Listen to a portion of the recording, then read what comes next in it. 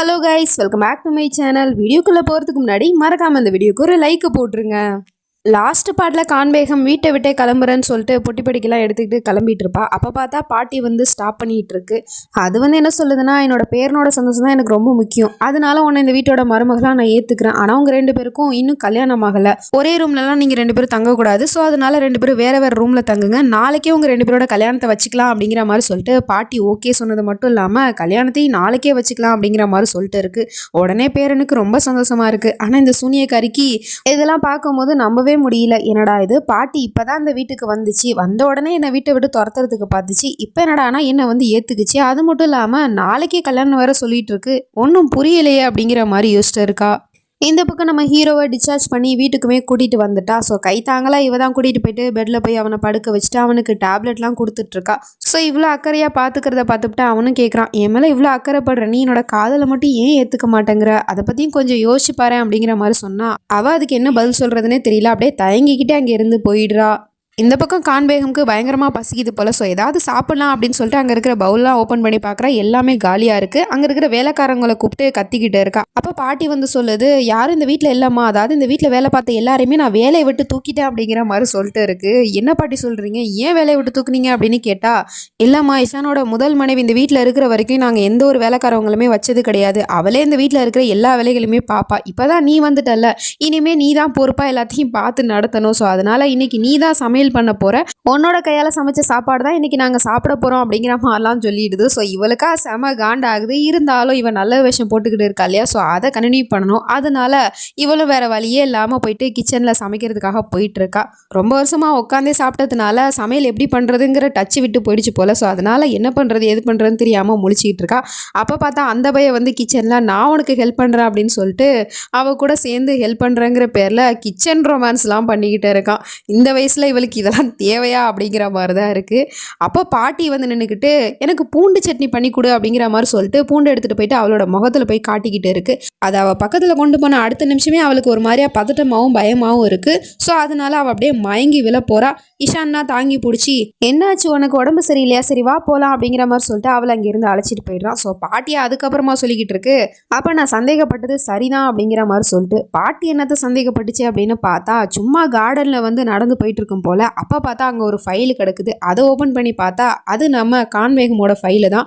அவளை பற்றின விவரம்லாம் அதில் இருக்குது. அதாவது கான்பேகம் ஃபஸ்ட்டு ஒரு எக்ஸ்ரே ரிப்போர்ட் எடுத்திருப்பா இல்லையா, அதாவது ஆகில் இருக்கும் போது அப்போ அவளோட நெஞ்சில் வந்து ஹார்ட்டுக்கு பதிலாக கத்தி இருக்கும். ஸோ அந்த எக்ஸ்ரே ரிப்போர்ட் தான் இங்கே இருக்குது. அது மட்டும் இல்லாமல் அவளை பற்றின பழைய ஃபோட்டோஸ்லாம் சில பல இருக்குது. அதில் வந்து அவள் ஒரு சூனியக்காரி அப்படிங்கிறது தெரிய வருது.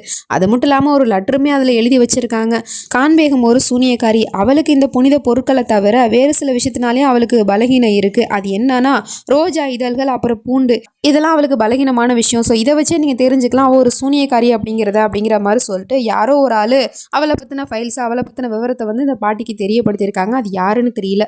ஸோ இதை வச்சு தான் பாட்டி இந்த பூண்டு ட்ரிக்கை ட்ரை பண்ணியிருக்கு. அதே மாதிரி அவள் ஒரு சூனியக்காரி அப்படிங்கிற விஷயம் இந்த பாட்டிக்குமே தெரிய வந்துருச்சு.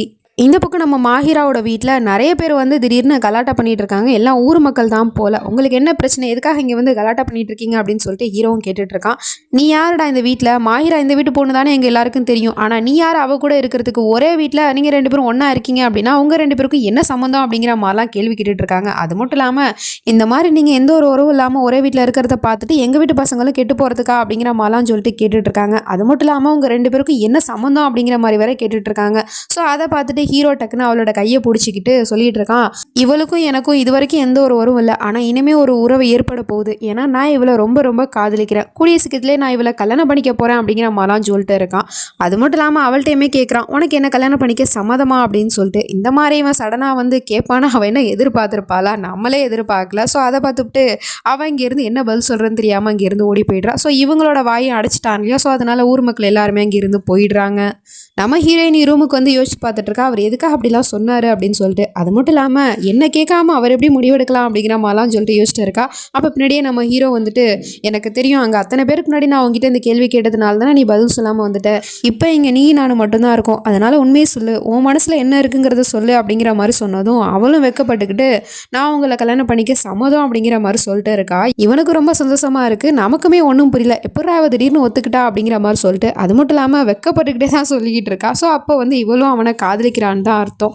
பட் இருந்தாலும் அவனால் இதை நம்பவே முடியல. உண்மையை தான் சொல்றியா இல்லை நான் எதுவும் கனவு காண்றேனா, இன்னொரு தடவை திரும்ப சொல்லேன் அப்படிங்கிற மாதிரி சொன்னதும் அவளும் சிரிச்சுக்கிட்டே சொல்லிட்டு இருக்கா, நானும் உங்களை காதலிக்கிறேன், நான் உங்களை கல்யாணம் பண்ணிக்க சம்மதம் அப்படிங்கிற மாதிரி சொல்லிட்டு இருக்கா. உடனே அவனுக்கு ரொம்ப சந்தோஷமாயிட்டு அவளை அப்படியே ஹக் பண்ணிக்கிட்டு, ரொம்ப தேங்க்ஸ், நீ என்ன ஒரு வழியாக புரிஞ்சுக்கிட்டேன், இந்த விஷயத்தை போயிட்டு நான் எல்லாருக்கிட்டையும் சொல்லிட்டு வரேன் அப்படிங்கிற மாதிரி சொல்லிட்டு அங்கே இருக்கிற எல்லாருமே கூப்பிட்டு சொல்லிக்கிட்டே இருக்கான். என்ன மாஹிரா கல்யாணம் பண்ணிக்க சம்மதம் சொல்லிட்டா அப்படின்னு சொல்லிட்டு. அதை கேட்ட உடனே அந்த ஆண்டியும் அந்த லத்தீஃபும் தலைகால் புரியாமல் ஆடிக்கிட்டு இருக்காங்க. அப்போ பார்த்தா அந்த இடத்துக்கு கான்பேகுமே வந்துடுறா. அவள் வந்துவிட்டு உண்மையாவா அப்படிங்கிற மாதிரி சொல்லிட்டு அவளுமே சந்தோஷப்பட்டு மருமகளை கட்டி பிடிச்சி வாழ்த்துக்கள் சொன்னது மட்டும் இல்லாமல் எனக்கும் இஷானுக்கும் கூட நாளைக்கு தான் கல்யாணம் அப்படிங்கிற மாதிரி சொல்லிட்டு இருக்கா. ஸோ இப்போ ஒரே நாளில் வந்து மாமியாருக்கும் மருமகளுக்கும் கல்யாணமாக போகுது. இந்த பக்கம் பாட்டிக்கு அவள் ஒரு சூனியக்காரி அப்படிங்கிற விஷயம் தெரிஞ்சு போச்சு இல்லையா. ஸோ அதனால் உதவி கேட்டு அங்கே இருக்கிற ஒரு பாபா கிட்ட வந்திருக்காங்க. அவர் வந்து ஒரு துப்பட்டாவை கொடுத்துட்ருக்காரு. இந்த துப்பட்டாவை அவள் மேலே போட்ட அடுத்த நிமிஷமே அவளோட உண்மையான சுயரூபம் வெளியே வந்துடும் அப்படிங்கிற மாதிரி சொல்லிட்டு, ஸோ அதனால் அந்த துப்பட்டாவை வாங்கிட்டு அங்கேருந்து பாட்டி வீட்டுக்கு போயிடுது. அவளோட ரூமில் வந்து பார்க்கும்போது கபோர்டு பக்கத்தில் நின்று அவள் ஏதோ எடுத்துக்கிட்டு இருக்கா. இதுதான் சரியான நேரம் அப்படின்னு சொல்லிட்டு பாட்டி எடுத்துகிட்டு போயிட்டு ஷாலை போயிட்டு அவள் மேலே போடுது. பார்த்தா அங்கே நிற்கிறது அவள் கிடையாது, அதுக்கு பதிலாக அங்கே வேலைக்காரி தான் நின்றுட்டுருக்கா. எதுக்கு பாட்டி இந்த ஷாலை ஏன் மேலே போட்டிங்க அப்படின்னு கேட்டா, அப்போ பின்னாடி கான்பேகம் சொல்லிட்டு இருக்கா, அதை நான் நினச்சி உன் மேலே போட்டிருப்பாங்க அப்படின்னு சொல்லிட்டு. ஆமாம்மா, இந்த ஷால் நான் உனக்காக தான் கொண்டு வந்தேன் அப்படிங்கிற மாதிரி சொல்லிட்டு அந்த பாட்டி அந்த ஷால் அங்கேயே வச்சுட்டு போயிடுது.